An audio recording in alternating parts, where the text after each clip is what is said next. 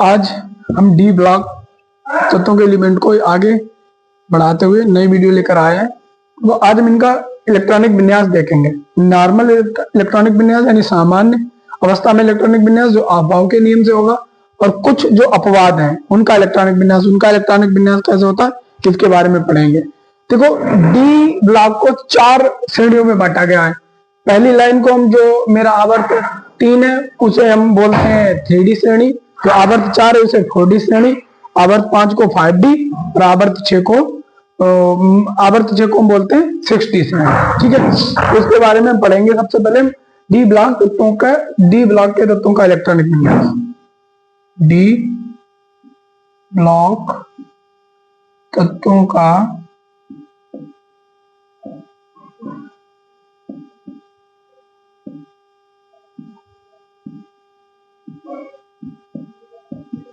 विन्यास, D block तत्वों का इलेक्ट्रॉनिक विन्यास।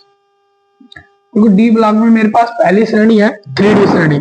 कौन सी श्रेणी? 3D श्रेणी। 3D श्रेणी, ठीक है। 3D श्रेणी के तत्व लिखेंगे। 3D श्रेणी को मैंने याद करने का तरीका बताया था। सचिन तेंदुलकर ने वानखेड़े क्रिकेट मैदान में ऐफी को निकाल कर जिंक में बदला। ठीक है, इसका इलेक्ट्रॉनिक, इसका कितना परमाणु? 21, 22, 23, 24, 25, 26, 27, 28, 29 और 30। देखो, मैंने इसका इलेक्ट्रॉनिक विन्यास करने के बताया था। मैं इसकी लास्ट स्टेप लिखे थे। 21 का मैंने परमाणु क्रमांक विन्यास क्या था?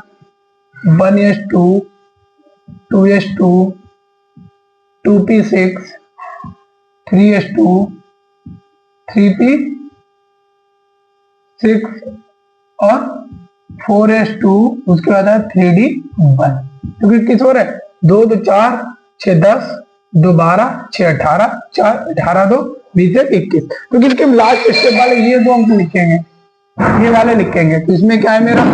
इसमें देखो, मेरा 4s2 यानी मेरा क्या है? 4s2 और 3d1। ठीक है, इसी प्रकार इसका लिखेंगे 4s वाला पूरा 4s2 3d2, एक इलेक्ट्रॉन बढ़ता जाएगा। डी और डी कचक में हम एक इलेक्ट्रॉन बढ़ाते जाएंगे। ठीक है, तो आएगा 4s2 3d3, फिर आएगा मेरा 4s2 3d4, फिर मेरा आएगा 4s2, यह आएगा मेरा 3d5, यह आएगा मेरा 4s2 3d6।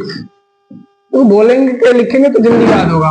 फिर आएगा मेरा 4s2 3d7, फिर आएगा मेरा 4s2 3d8, फिर आएगा मेरा 4s2 3d9, फिर मेरा आएगा 4s2 3d10। देखो, क्योंकि ये मेरा है सामान्य अवस्था के इलेक्ट्रॉनिक विन्यास। ये मैं कह रहा सामान्य अवस्था में इलेक्ट्रॉनिक विन्यास, सामान्य इलेक्ट्रॉनिक विन्यास जो मेरा अभाव के नियम से अनुसार है। लेकिन कुछ क्या होते हैं, कुछ अभाव के नियम का पालन नहीं करते हैं। देखो, इसमें एक मेरा है क्रोमियम। ये एनसीईआरटी से क्या मानती है? एनसीईआरटी से अपवाद मानती है। एनसीईआरटी से अपवाद मानती है। क्यों अपवाद मानती है? एनसीईआरटी से अपवाद मानती है, देखते हैं अभी क्यों मानती है। क्योंकि ये जो होता है डी को, इसके पास 4 इलेक्ट्रॉन होते हैं। ये अर्धभारित होने के लिए यानी हाफ फिल्ड होने के लिए ये क्या करता है? ये इससे एक इलेक्ट्रॉन ले लेता और अपने आप को क्या करता? अर्धभारित कर लेता। तो इसका हो गया 4s1, फिर हो जाएगा मेरा 3d5। ठीक है, ये अधिक ऊर्जा के कारण इससे एक इलेक्ट्रॉन ले लेता और अपने कक्षक को क्या कर लेता? हाफ फिल्ड कर लेता है, यानी अर्धभारित कर लेता है। ठीक है, इसी प्रकार कॉपर भी यही बिहेव करता है। एनसीईआरटी इसे भी क्या कहती है? इसे भी अपवाद मानती है। एनसीईआरटी इसे भी अपवाद मानती है। क्यों? इसके पास एक इलेक्ट्रॉन की कमी होती है और ये 4s से एक इलेक्ट्रॉन लेके अपने आप को क्या करता है? फुल्ली फिल्ड कर लेता है, यानी पूर्ण भरित हो जाता है। इसका इलेक्ट्रॉन 4s1 3d10। क्यों? इसका कारण क्या है? ये अपने आप को अर्धभरित करने के लिए और ये अपने आप को पूरा कक्षक डी भरने के लिए क्या करता है, ये एक इलेक्ट्रॉन ले लेता है। ठीक है, ये मेरा 3D श्रेणी का इलेक्ट्रॉनिक विन्यास है। अगर किसी का लिखना चाहे तो इस बेस पर मैंने लिख दिया, ये मेरा स्कैंडियम 21 का है, इसी बेस पे लिखना है, 3D में इलेक्ट्रॉन बढ़ते जाएंगे। ठीक है, अब हम पढ़ेंगे 4D श्रेणी के बारे में। 4D श्रेणी के बारे में 4D श्रेणी के बारे में पढ़ेंगे हम। 4D श्रेणी क्या थी मेरी? 4D श्रेणी को मैंने क्या लिखाया था? 4D श्रेणी को याद करने का तरीका बताया था। या जर्रे नवाब यानी वाई, जर्रे जेड आर, नवाब से NB, या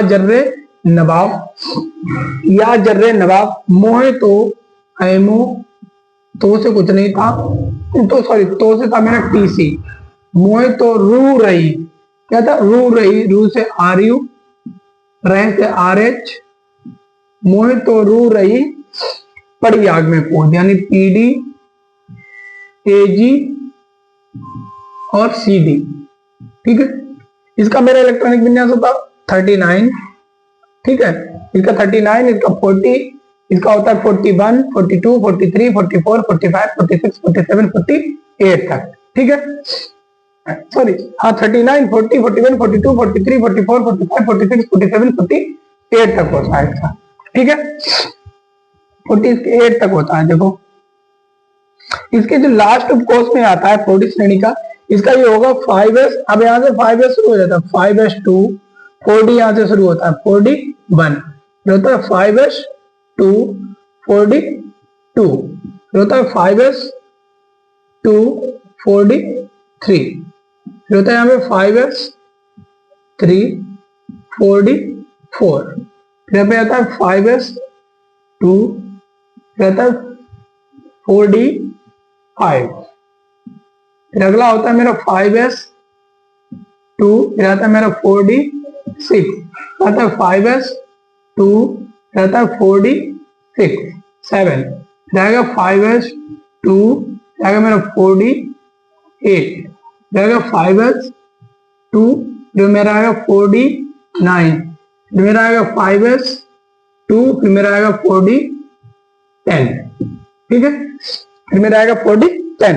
अब देखो इसका एक का इलेक्ट्रॉनिक विन्यास कर लेते हैं, यानी वाई का कर लो। वाई कितना? 39। इसका करो, इसका होगा 1s2, 2s2, 2p6, 3s2, 3p6, फिर मेरा आएगा 3p6 के बाद 4s2, 3d10। अब देखो कितने हुए? 10, 10, 20, 10, 30, फिर 3d के बाद क्या आएगा? 3d के बाद आएगा 4p6, 5s2, अब देखो 4d आएगा मेरा 4d1। इसी प्रकार से आगे वाले इलेक्ट्रॉनों का, आगे वाले तत्वों का इलेक्ट्रॉनिक विन्यास करेंगे। अब देखो इसमें, इस वाले में मेरे पास बहुत ज्यादा ही अपवाद है, लेकिन सब किसी के अपवाद होने का कारण नहीं है, कारण सबका नहीं है, लेकिन ये अपवाद है।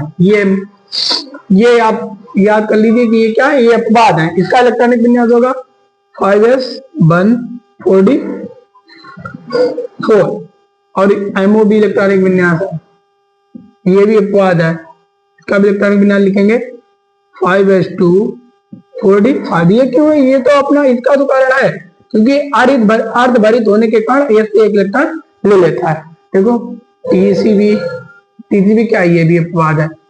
इसका मेरा होगा 5s1, इसका होगा 4d6। RU भी अपवाद है, RU भी अपवाद है। इसका क्या होगा मेरा? 5s1, 4d7। RH भी अपवाद है। इसमें सबसे ज्यादा अपवाद है, ये 5s1 हो जाएगा और 4d8 हो जाएगा। अगला है मेरा 5s0। यहाँ पे क्या हो जाएगा? ये दोनों इलेक्ट्रॉन ले लेगा इससे, ये अपने आप को पूर्ण भरने के लिए इससे दोनों इलेक्ट्रॉन ले लेगा। और AG, देखो इन दो का कारण है, AG और RU का तो सॉरी AG और इसका आयनों का तो रीजन है, क्योंकि ये अर्धभरित होने के कारण ये हो जाएगा इसका 5s1 और 4d10। ठीक है, ये अपवाद है। एनसीईआरटी इनमें सबको अपवाद मानती, इनका तो रीजन है, इसका रीजन है, ये पूर्ण भरित अर्धभरित होने के लिए और ये पूर्ण भरित होने के लिए एक इलेक्ट्रॉन, लेकिन ये इससे दोनों इलेक्ट्रॉन ले लेता है। ठीक है, तो ये 4D श्रेणी का इलेक्ट्रॉनिक विन्यास है। एक का मैंने इलेक्ट्रॉनिक विन्यास लिख दिया, आप इसी बेस पे इसका इलेक्ट्रॉनिक विन्यास लिख सकते हैं। अब हम पढ़ेंगे 5D और 6D श्रेणी के बारे में। किसके बारे में? 5D और 6D श्रेणी के बारे में। 5D और 6D श्रेणी पढ़ेंगे अभी हम।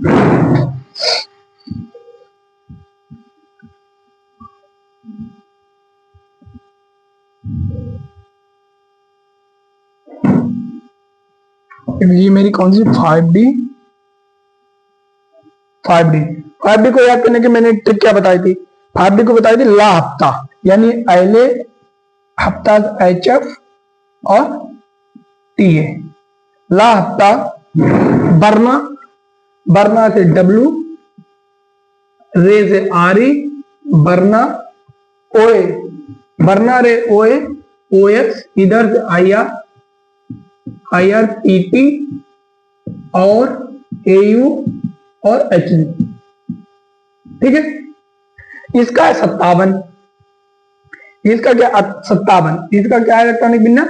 57। ठीक है, इसका है प्रमाण क्रमांक 27, इसका इलेक्ट्रॉनिक विन्यास होगा वो लास्ट का होगा, वो होगा 6s2 और हो जाएगा यहां से 5D1। क्या होगा? 6s2 5D1, इसका होगा 6s2 5D2, इसका हो जाएगा 6s2 5D3, इसका हो जाएगा 6s2 5D4, इसका हो जाएगा 6s2 5D5, इसका हो जाएगा 6s2 5D6, इसका हो जाएगा 6s2 5D7, इसका हो जाएगा 6s2 5D8, इसका हो जाएगा 6s2 और 5D9,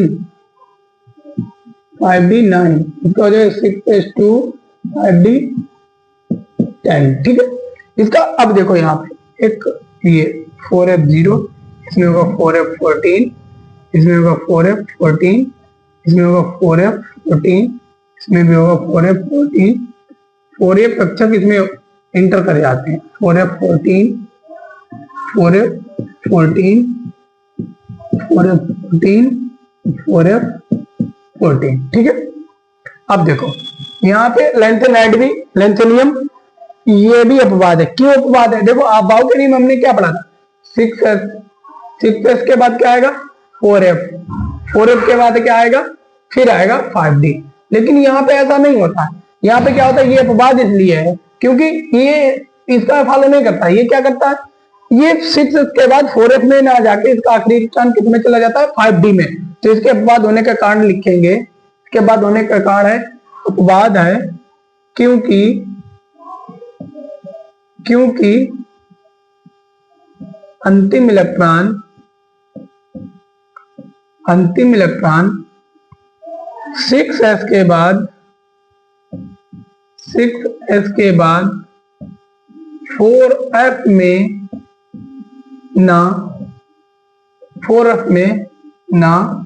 4f की जगह लिखो, ऐसे लिखो 4f की जगह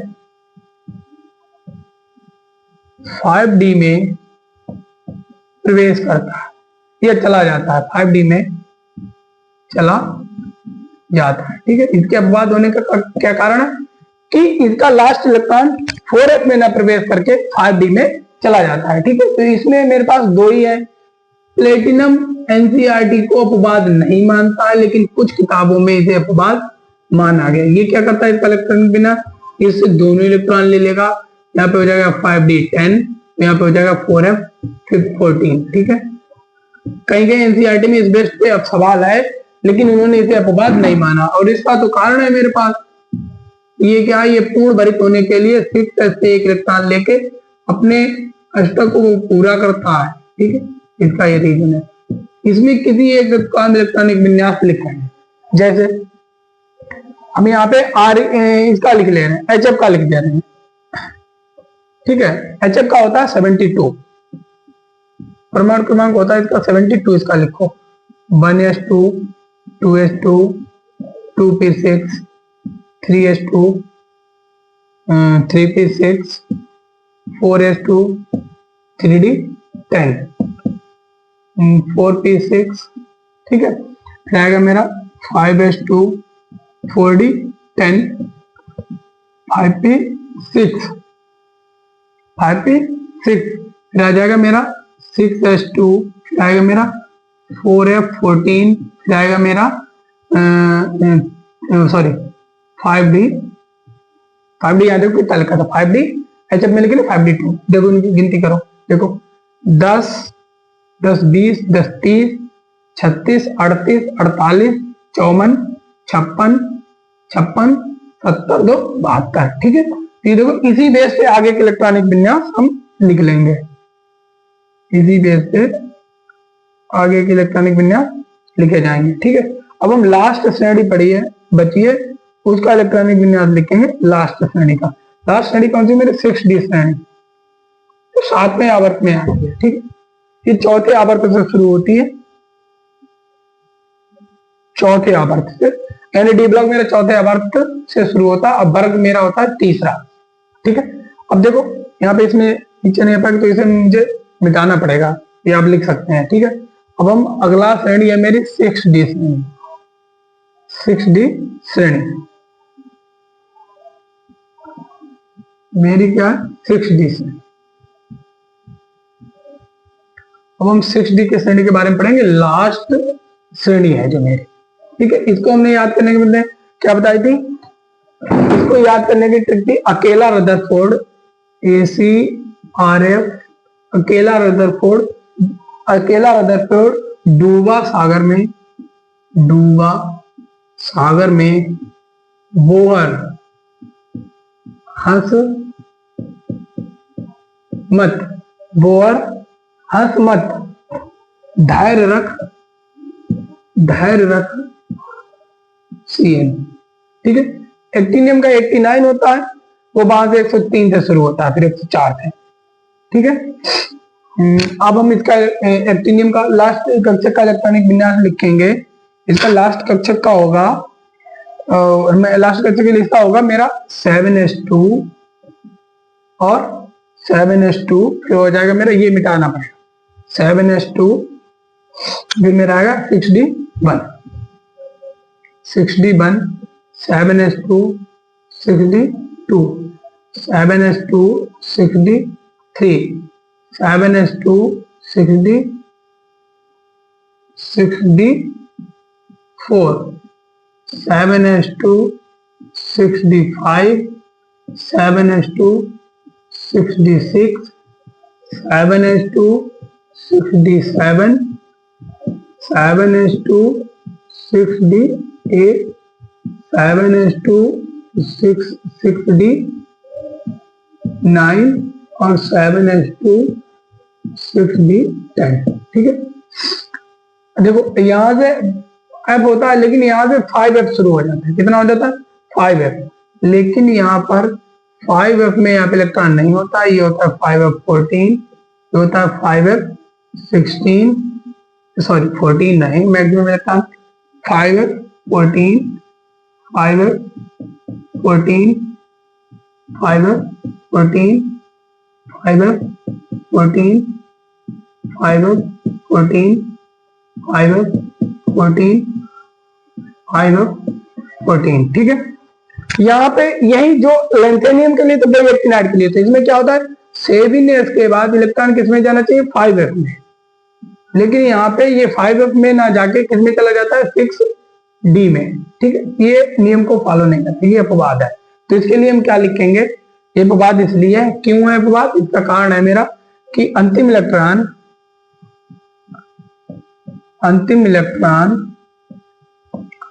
7s के बाद 7s के बाद 5F में की जगह 5F की जगह 5f की जगह 6d में चला जाता है। ठीक है, कहां चला जाता है? 6d में। ये इसका अपवाद का कारण हो गया। ठीक, और इसमें एक और जो मेरा अपवाद है वो मेरा आरजी है, वो मेरा आरजी है। वो आरजी क्यों है? क्योंकि ये अपने आप को पूर्ण भरित करने के लिए ऐसे एक इलेक्ट्रॉन लेता है और अपने कोष को कंप्लीट करता है। ठीक है, ये मेरा था 14। ये मेरे लास्ट श्रेणी थी डी ब्लॉक की, इसका इलेक्ट्रॉनिक विन्यास के बारे में पढ़ा। इसमें किसी एक आप इलेक्ट्रॉनिक विन्यास कर ले उसी बेस पे, जैसे मैंने अभी सबके बारे में बताया। आरएफ पे कर लेंगे, 16 होता है इसके लिए करेंगे हम, तो वही मेरा सेम आ जाएगा बिल्कुल। ठीक, तो आज मेरा ये डी ब्लॉक के तत्वों का इलेक्ट्रॉनिक विन्यास समाप्त हुआ। कल हम पढ़ेंगे संक्रमण तत्वों के बारे में। आप लोग चैनल को ज्यादा से ज्यादा शेयर करिए, सब्सक्राइब करिए और वीडियो को लाइक करिए, जिससे कि मैं भी आप लोगों के लिए अच्छे अच्छे कंटेंट ला सकूं।